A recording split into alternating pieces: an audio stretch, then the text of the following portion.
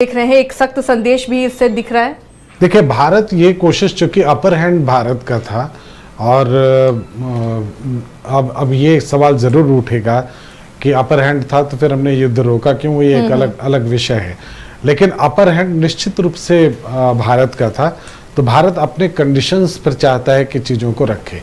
तो जो miss information थे पहले उसका खंडन कर दिया गया, ये बता दिया गया कि आपने जो कुछ भी भारतीय मिलिट्री के लिए कहा है या भारतीय सशस्त्र सेना बल के लिए कहा है वो गलत है, चूँकि मस्जिद को निशाना नहीं बनाया गया। और साथ में ये भी बता दिया गया कि हम एक प्रोफेशनल ये हैं सशस्त्र बल हैं, हम उसी तरह से रिस्पॉन्ड करते हैं। तो ये एक बात इम्पॉर्टेंट कही। और मुझे लगता है कि हम सबकी नज़र अब डीजीएमओ की बैठक पर होनी चाहिए जो 12 तारीख को होगी। 12 तारीख को 12 बजे वो बैठक होनी है। डीजीएमओ की बैठक में बहुत सारे टर्म्स एंड कंडीशन फाइनल होंगे और ये देखना होगा कि किस तरह से जो घुसपैठ की कोशिश हमेशा होती रहती है पाकिस्तान की तरफ से जम्मू कश्मीर में, क्या उसका कोई सॉल्यूशन निकलता है या नहीं निकलता। बहुत सारे सवाल हैं जिनका जवाब अब डीजीएमओ की बैठक में निकलेगा। चूँकि ये क्लियर हो चुका है, ये बिल्कुल स्पष्ट हो चुका है कि भारत आतंकी किसी हमले पर अब चुप नहीं बैठेगा, वो मारेगा। तो ये मारकर उसने साबित कर दिया। और इसके रिस्पॉन्ड में पाकिस्तान ने ये दिखाया कि हम आतंकवादियों के साथ हैं और अगर आप हमारे यहाँ आतंकियों को ख़त्म करेंगे तो हम हमला करेंगे। ये एक बात पाकिस्तान ने क्लियर कर दी। लेकिन इम्पॉर्टेंट क्या है? इम्पॉर्टेंट ये है कि उनके ऑल आउट जाने के बाद भी वो भारत का नुकसान नहीं कर सके, कोई ऐसी बड़ी घटना नहीं हो पाई, लेकिन भारत ने उनको अंदर तक पहुंचकर बहुत सारा नुकसान पहुंचा दिया। तो मुझे लगता है कि पाकिस्तान के पास पीछे हटने के अलावा कोई चारा नहीं था और पाकिस्तान अक्सर ये करता रहा है कि एक समय के बाद वो पीछे भाग जाता है। वो एक बार ऑफेंसिव होता ज़रूर है और जब पिटा जाता है तो फिर वापस भाग जाता है। तो ये एक बार फिर वही कहानी दोहरा दी गई है। लेकिन भारत के साथ जो दिक्कत है वो ये है कि वो टेबल पर हारता रहा है, हमेशा समझौतों में हारता रहा है। इस बार देखना होगा कि डीजीएमओ की बैठक में क्या होता है, टर्म्स एंड कंडीशन कितने स्ट्रिक्ट और हार्ड होते हैं।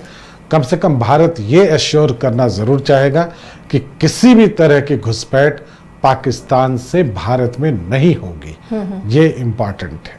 उदय और रंजन भी जुड़े हुए हैं हमारे साथ न्यूज रूम से। उदय, ये जो डीजीएमओ की बैठक होगी 12 मई को, ये कितनी महत्वपूर्ण बैठक है? भले ही अभी सीज फायर की घोषणा कर दी गई है, लेकिन उस बैठक के बाद क्या नतीजे निकल सकते हैं? भारत किस तरह अपना पक्ष वहां रखेगा?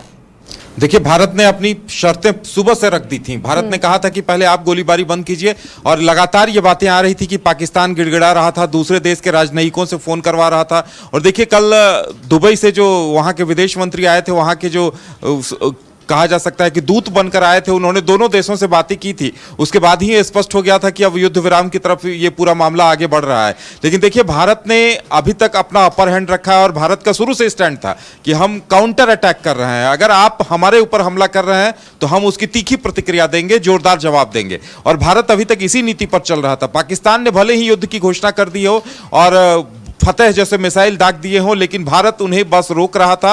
और जब पाकिस्तान अटैक कर रहा था तब भारत की तरफ से जहां से अटैक हो रहा है वहां अटैक किया जा रहा था। तो अब डीजीएमओ के यहां जो 12 तारीख को 12 बजे वार्ता होनी है, उसके लिए भी भारत ने अपनी शर्तें रखी हैं कि किसी तीसरे देश में वार्ता होगी और कोई मध्यस्थता नहीं करेगा। यह बहुत बड़ी बात है।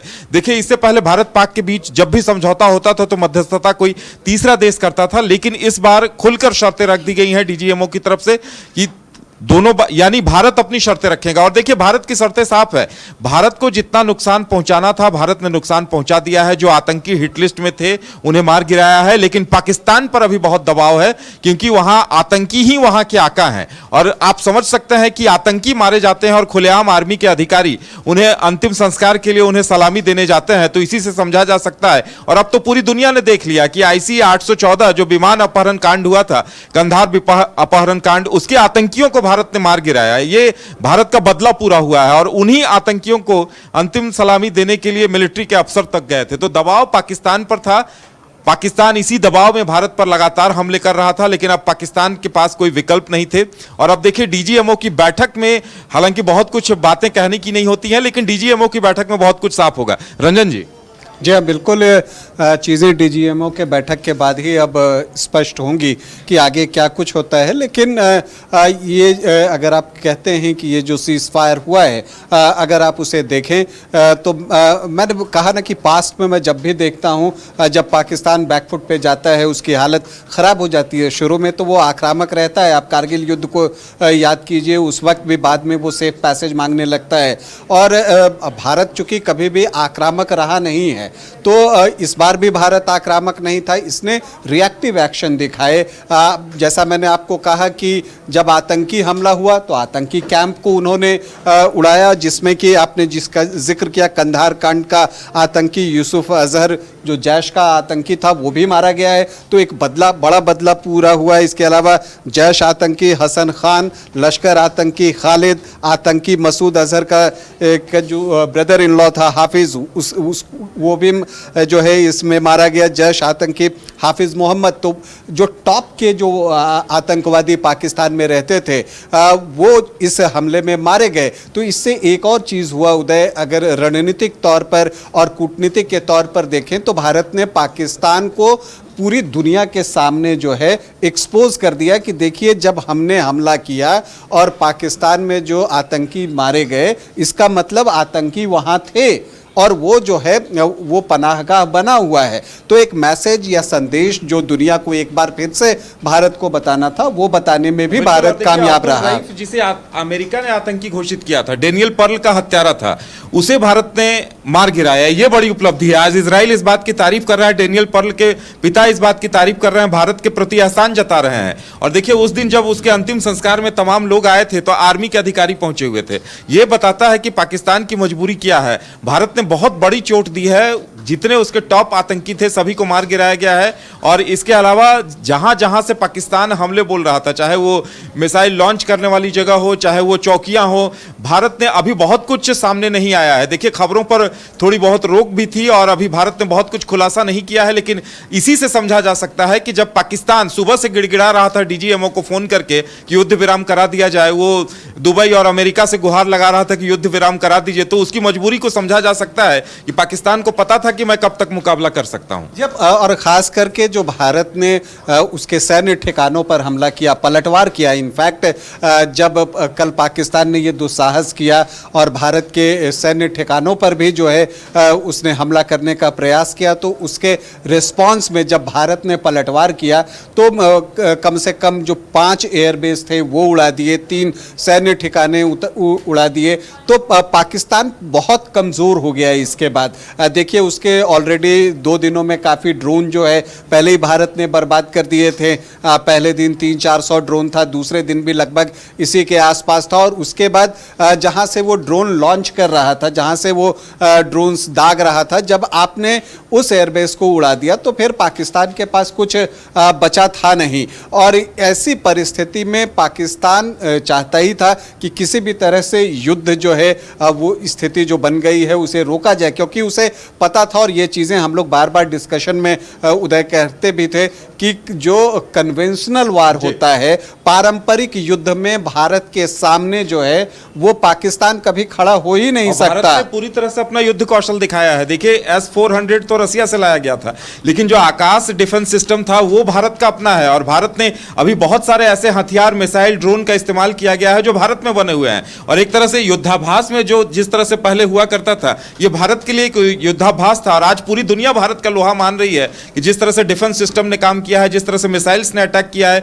जिस तरह से पिन पॉइंट अटैक जीपीएस के जरिए आतंकी ठिकानों पर किया गया है, वो अपने आप में अद्भुत है। और भारत की इस तकनीक से पूरी दुनिया हैरान है। आज देखिए S-400 की बात की जाए तो जब यूक्रेन अटैक करता था तो रसिया भी इतना नहीं रोक पाता था जितना भारत के डिफेंसिव सिस्टम ने तमाम हमलों को रोका है। और कहा जा रहा है कि भारत ने अभी अपनी शक्ति का वो 5-10% भी प्रदर्शन नहीं किया है। तब ये स्थिति है कि पाकिस्तान ऑलमोस्ट घुटनों पर था। तो ऐसी परिस्थिति में देखिए अभी जो एक सीज फायर हुआ है 12 तारीख के 12 बजे तक, अब उस बैठक पर सबकी नज़रें होंगी कि उस बैठक से क्या कुछ निकलता है, क्या शर्तें रखी जाती हैं कि हाँ उसके बाद जो है एक शांति। देखिए जो पहली शर्त है जो भारत की तरफ से हमेशा रहता है कि पाकिस्तान जो है वो भारत में आतंकवाद जैसी घटनाओं को अंजाम देना पूरी तरह से बंद करे, और अगर ऐसा नहीं करता तो जैसा कि आज खबरें आ रही हैं कि भारत ने कहा कि आतंकवाद की किसी घटना को युद्ध के जैसे लिया जाएगा, तो भारत का स्टैंड बहुत साफ है। और इस बार भी जो युद्ध जैसी स्थिति आई है वो आतंकवादी घटना की वजह से ही आई है। तो भारत ने ऐसा बिल्कुल नहीं समझा जाए कि भारत ने हथियार डाल दिए हैं, ये युद्ध पूरी तरह से युद्ध विराम हो गया है। देखिए ये भी एक बड़ी बात है कि 12 तारीख की 12 बजे तक का वक्त दिया गया है। भारत इतने घंटों में लगभग अभी देखिए 24-48 घंटे हैं, तो पाकिस्तान को परखा जाएगा। और देखिए पाकिस्तान के तो कई आंकड़े हैं, वहां ना पीएम की चलती है। अभी जो प्रेस कॉन्फ्रेंस हुई उसमें साफ तौर पर ये कह भी दिया गया है कि हम पूरी तरह से सतर्क और सजग हैं बॉर्डर के इलाकों में। तो ये ना समझे पाकिस्तान की सीज फायर मतलब भारत इत्मीनान से सो जाएगा, अभी भी अलर्टनेस है और उसी तरह हम पूरी तरीके से तैयार हैं किसी भी हरकत से, नापाक हरकत से निपटने के लिए। गंगेश जी, ये जो अभी जितने दिनों का भी युद्ध चला 7 मई से लेकर अब तक, जो भी भारतीय सैनिक ने साहस दिखाया है, जिस तरह आतंकी ठिकानों को नेस्तनाबूद किया, कई उसके जो रक्षा बेस थे पाकिस्तान के वहां पर उसे डैमेज किया है, तो ये पाकिस्तान को समझ में आ गया कि आगे वो नहीं टिकने वाला है और इसलिए सीज फायर के लिए उसने पहल की। देखिए मुझे लगता है कि मनोवैज्ञानिक रूप से दो बातें समझने की जरूरत है। पहला, पाकिस्तान को एक भ्रम था कि वो कोई भी घटना अंजाम दे सकता है जम्मू कश्मीर के नाम पर, अंजाम देने के बाद भारत रिटेलिएट नहीं कर पाएगा, इसलिए क्योंकि वो एक परमाणु संपन्न देश है। ये भ्रम पूरी तरह से तोड़ दिया है भारत ने। दूसरा कि उसे ये लगता था कि सैन्य सक्षमता की जहां तक बात है वो कहीं ना कहीं मैच कर सकता है, वो उसके पास जो ड्रोन हैं वो या दूसरे हथियार हैं उनसे वो कई शहरों पर आक्रमण कर सकता है और तरह की बातें हैं। भारत ने S-400 के ज़रिए उनके सारे ड्रोन डिस्ट्रॉय कर दिए, और वो जो अभी हाल में हमास के कुछ पिक्चर्स में आए हैं कि पाकिस्तान में जिस तरह से उनका स्वागत किया गया और जो नई स्ट्रेटजी के ज़रिए वो चाह रहे थे कि भारत पर आक्रमण करें, वो स्ट्रेटजी यहाँ नहीं चली, वो फेल हो गई। तो ये दो बातें बिल्कुल स्पष्ट हैं। तीसरा कि उन्हें यह लगता था कि उनके ऊपर अटैक करना, मतलब उनके सैन्य ठिकानों को और उनके दूसरी जगहों को अटैक करना आसान नहीं होगा, या आतंकी, उनके पास जो आतंकी नेटवर्क है उसके रहते हुए वो बहुत सेफ हैं, उनका वो आतंकी नेटवर्क उनके लिए बहुत कुछ कर सकता है। वो आतंकी नेटवर्क एक रात में 20 मिनट के अंदर तबाह कर दिए गए। तो सिर्फ 20 मिनट के अंदर वो पूरा नेटवर्क जिस पर कि पाकिस्तान नाज करता था धराशायी हो गया, जमींदोज हो गया। तो अब आप समझ सकते हैं कि उनके जो 2-3 गुमान थे वो पूरी तरह से ख़त्म हो गए। अब उनके पास जो लास्ट ऑप्शन था वो ये था कि वो परमाणु के बारे में सोचते या एटॉमिक वॉर के बारे में सोचते। ऐसा सोचने पर भी उनको डर लगा होगा, क्योंकि जो कंट्री आपकी हर बात का जवाब आप ही के अंदाज में दे रहा है वो पाकिस्तान को कितनी देर तक छोड़ देता। तो ये समझने की बात थी, और मुझे लगता है इस पर फाइनल कॉल इन लोगों ने आपस में बैठकर, आज सुबह जब इसको लेकर बैठक हुई, ऐसी सूचना आई थी ऐसे कि जो एटॉमिक निर्णय लेने वाली टीम थी उसके साथ शहबाज शरीफ ने बैठकर बातचीत की, और जब उनको ये लग गया कि वो किसी भी तरह से पेनिट्रेट नहीं कर सकते हैं, इंडिया में अंदर नहीं आ सकते हैं, तब उन्होंने हथियार डाले हैं।